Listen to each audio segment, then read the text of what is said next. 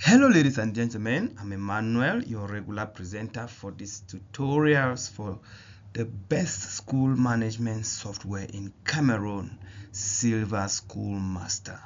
Today I'm excited to show you how to manage students' marks, exporting marks to Excel, collecting marks from teachers, inputting them into the system, and so on. So without wasting much of your time, I will just dive right in. When you open the program, we have a registration panel right here. We have students, subjects, employee, and so on. But what we are interested in is this academics here, right here, down here. So when you come there, you have marks input, course review, results analysis, and the report cards. See, everything is just looking blank, but don't bother. As we start, you will start seeing the magic.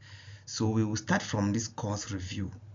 I believe that before you export your mark sheets, before you input marks, you need to export your mark sheets and give them to teachers to fill the marks maybe on the hard copy, then return them to school, and then you transmit them into the system. But now that maybe you can be against time, or you can, at the convenience of the teachers, you want them to fill their marks on their phones, you can export the mark sheet and give them in soft copy, and they fill and then return them back to us. So before doing that, we need to update the mark sheet. To update the mark sheet, we have to select a class, or if you come under this course review, you select a class. You can manually enroll the students one by one, but we have a function here that will update for the whole class. You will update the mark sheet for all the students in the whole class. So that is the mark sheet that is running. As the mark sheet running, you just give it some time, and it will go through all the students in that class, and it will update their mark sheets one by one. So it has done the job. You can see we have 330 enrollments in that class, and if we go back to the mark sheet right there, input marks, we'll be able to select a class. If we select that same class from one general, I think I took from one general, and I pick a subject, maybe I pick a subject like mathematics, I can now print the mark sheet, and this mark sheet will be updated with all the students that are in that class. So there are just, I think, 22 students in that class, and we have the coefficient of the subject here, and all the information that is needed on the mark sheet. The teacher's name and phone number is supposed to be down here, but they haven't registered that. And if you come to marks input, we can input the students' marks. Maybe we want to input marks for second term, we start inputting, and so on. So you can input your marks. If you put marks that are more than 20, they will refuse, as well as if you put marks that are more and less than 0, system will convert it to 0.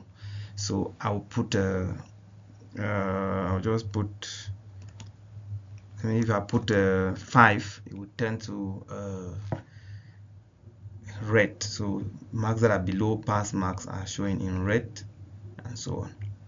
Then there is a function here. We can also export the class lists. We have the class list right there. So, and then we have a function to export to Excel. Now this function to export marks to Excel, for you to use this function, you have to first of all prepare the mark sheet template. I have a mark sheet template here on the, if I just open here, mark sheet, I've just made a folder that I will be saving all my mark sheets there. So I have a mark sheet template here. This is the mark sheet template. I could just make a copy of that template, and then I will rename that template as maybe mark sheet for Mr. Emma, so that I will put all the subjects of Mr. Emma inside this mark sheet. Then I come back to my program. It's that simple. As I've selected these 3 fields, I take export, and it will take me to maybe documents, the default folder, and then I will go to my desktop, and I'll look for that mark sheets folder that I kept that template inside.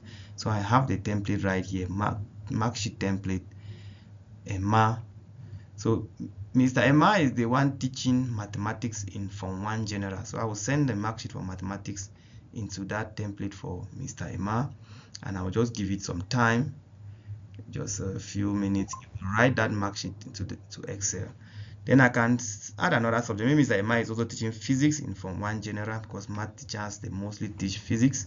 There's a group of math people. So I will select now the same mark sheet again, the same template, because I want to send all his mark sheets to that single template. I will send physics. I'll give it some time. He will write those marks to Excel.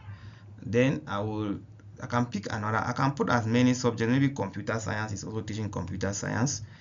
Export to the same template. So I can still go to another class. You can still change a class. Maybe the teacher is teaching more than one class.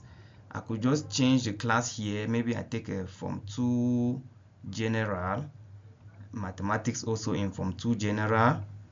He's still the one teaching mathematics. I export mathematics, send it to the same template, just like that. So that's written that data to Excel. Now if we check our template, if you now give this template to the teacher, I believe that almost all phones nowadays can actually operate Microsoft Excel. So these are the mark sheets in Excel. See, all the students are there with the marks that were in the system. The teacher now can fill their marks, maybe second term marks. They want to fill second term marks. So you just take a look at the marks. We have put 12, 15, 14, 18, 17. Maybe I could put fail marks. We are just doing this for testing. We will make sure that we clean up the system, because even in Excel, if I put more than, they will refuse. So we have a lot of validation that we have programmed in the system. The teacher cannot even access any other thing on this mark sheet apart from this section to fill their marks, because this mark sheet has been coded.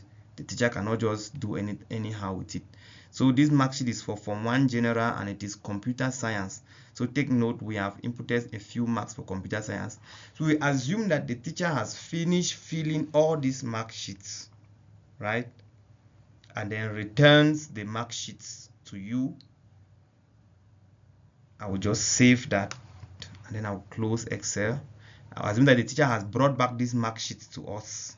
We copy it and put it back in our computer, and then we go back to our program, and we select again Form 1 General, and we select computer science.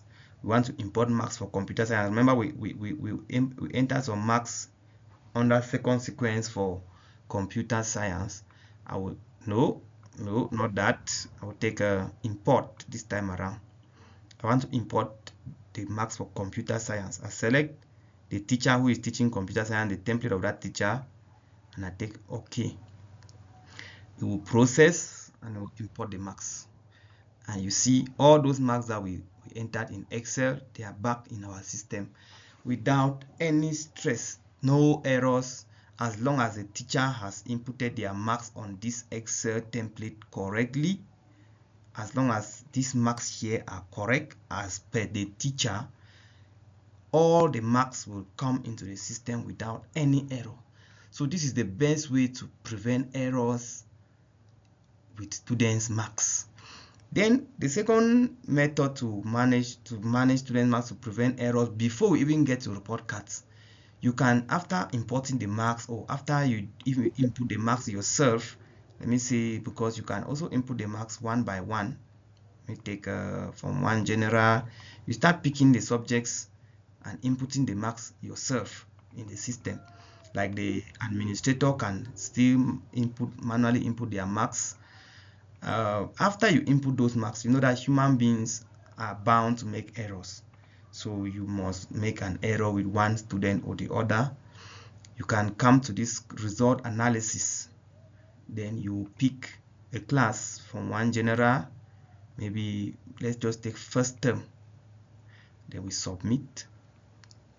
You see the marks for the students in the various subjects will display right here. You can see their marks. This is like a broadsheet, right? Yeah, the broadsheet. So you print this mark sheet. They say print students marks. Give it some time. So you will load the marks on a printable sheet like this. You can navigate, move from one record to the other, just like that.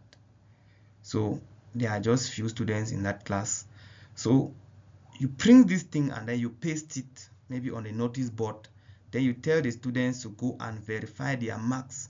They will be able to look at their marks. Let me zoom in a bit so that you can see it well. Oh, I've done it too much. Good. You see, we have marks: English, literature, chemistry, food science, and so on. All the students are there with their marks here. So the students can verify their marks, and if there is any error, they come with their papers, and then we come back to marks input and we correct that error.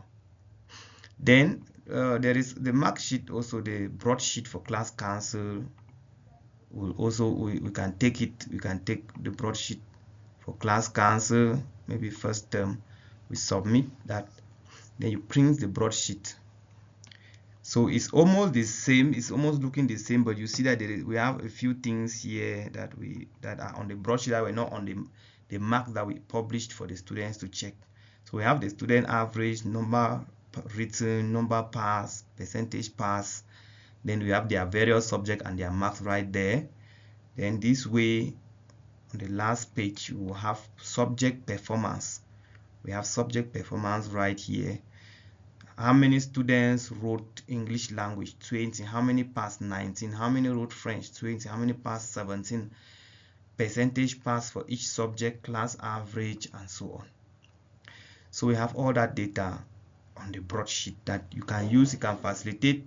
These are the first 3 students, and then these are the last 3 students. You can see it sorts in descending order, sorry. So you can do that to still, at the class council, they can analyze all that data. Then at the end now, we print our report cards. So for us to see the report card, as you are even filling your marks, you can be checking your report card.